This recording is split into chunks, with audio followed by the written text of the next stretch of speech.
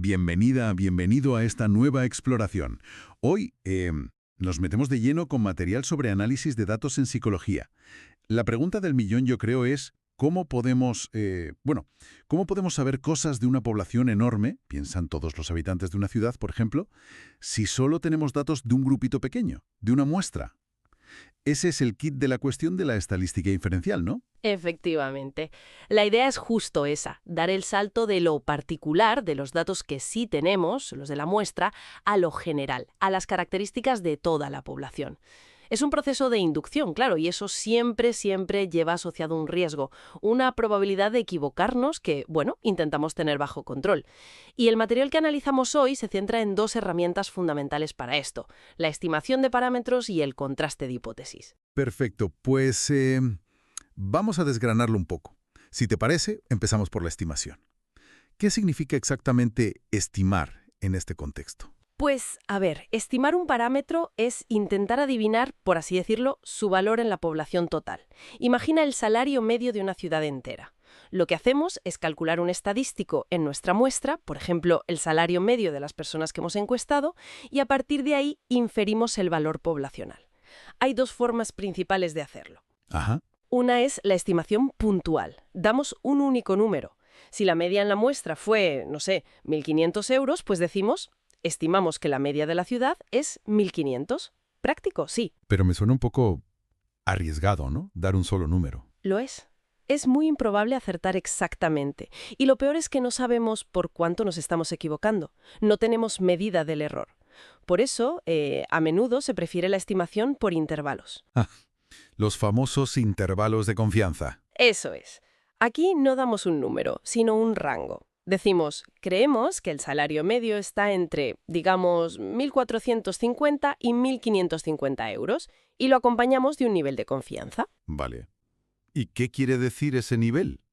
Si decimos con un 95% de confianza. Pues significa que si repitiéramos este estudio muchísimas veces, sacando muestras diferentes cada vez, el 95% de los intervalos que calculáramos contendrían el verdadero salario medio de toda la ciudad. Entiendo.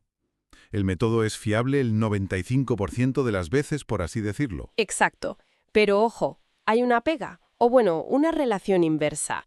Si quieres más confianza, por ejemplo un 99%, el intervalo tiene que ser más amplio para asegurar que aciertas más veces. Claro. Es como si el hombre del tiempo te dice, con un 99% de confianza, que mañana la temperatura estará entre 5 y 35 grados. Pues sí, muy seguro, pero la información es tan vaga que no me ayuda mucho a saber qué ponerme. Justo.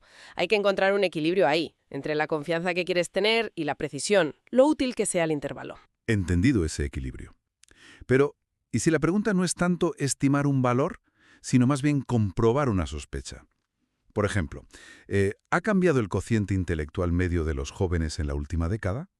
¿O sigue igual? Ahí es donde entra la segunda herramienta, el contraste de hipótesis. Es un procedimiento, digamos, más formal para decidir si la evidencia que tenemos en la muestra apoya o, por el contrario, refuta una afirmación concreta sobre la población. Se plantean dos escenarios opuestos, dos hipótesis. La nula y la alternativa, ¿verdad? Exacto. La hipótesis nula, que llamamos H0, representa como el statu quo, la idea de que no hay cambio, no hay efecto, no hay diferencia. En tu ejemplo, sería el CI medio de los jóvenes sigue siendo 100 o el valor que fuera antes. Vale, lo que se asume como cierto de entrada. Eso es. Y la hipótesis alternativa, H1, es lo que el investigador sospecha o quiere probar. Por ejemplo, el CI medio ya no es 100, o podría ser más específica, como el CI medio ha disminuido. ¿Y cómo decidimos entre las dos? Con los datos de la muestra, ¿Sí? calculamos la probabilidad de obtener los resultados que hemos obtenido en nuestra muestra, o incluso resultados más extremos, suponiendo que la hipótesis nula fuera cierta. Esa probabilidad es el famoso valor P. A ver si lo pillo.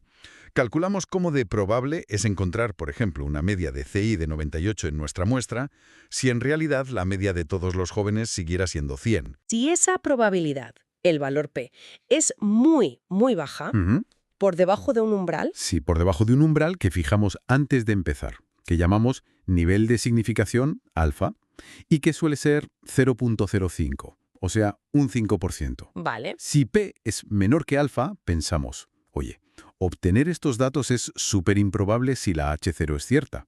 Es tan raro que vamos a dudar de la H0 y entonces la rechazamos. Rechazamos la H0 y por eliminación nos quedamos con la alternativa, la H1. Nos quedamos con la H1 como la explicación más plausible, sí.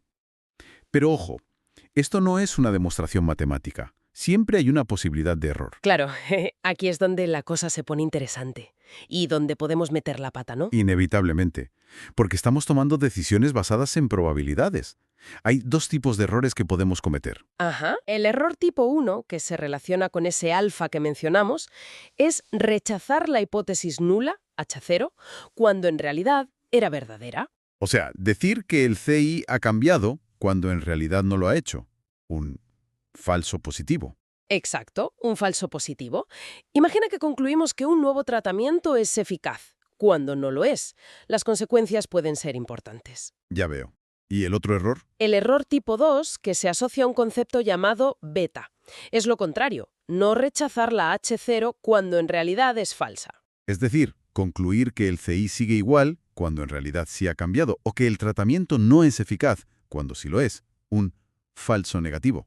Precisamente, un falso negativo no detectamos un efecto o un cambio que realmente existe. También con sus consecuencias, claro. Dejar de usar algo que funciona, por ejemplo. Entiendo. Son como las dos caras de la misma moneda de la incertidumbre. ¿Y hay alguna forma de reducir la probabilidad de cometer ambos errores? Bueno, directamente, la única forma lícita que afecta a ambos a la vez es aumentar el tamaño de la muestra. Ah, claro. Más datos, más información, decisiones más fiables. En general, sí. Con más datos es más fácil distinguir una señal real del simple ruido del azar. Entonces, resumiendo un poco todo esto, la estadística inferencial nos da estas herramientas potentísimas para ir de lo pequeño a lo grande, de la muestra a la población. Pero siempre, siempre hablando en términos de probabilidad, no de certezas, ¿verdad? Justo. Esa es la clave. La estimación nos da una idea de dónde pueden estar los valores poblacionales, con un margen de error y una confianza, y el contraste de hipótesis nos ayuda a tomar decisiones sobre afirmaciones concretas, asumiendo un riesgo calculado de equivocarnos. Y lo fundamental, por lo que veo en el material y lo que comentas, no es solo saber aplicar la fórmula, sino entender la lógica que hay detrás, ¿no? ¿Qué significa de verdad un intervalo o un p-valor? Totalmente. Interpretar críticamente los resultados. No aceptar los números sin más.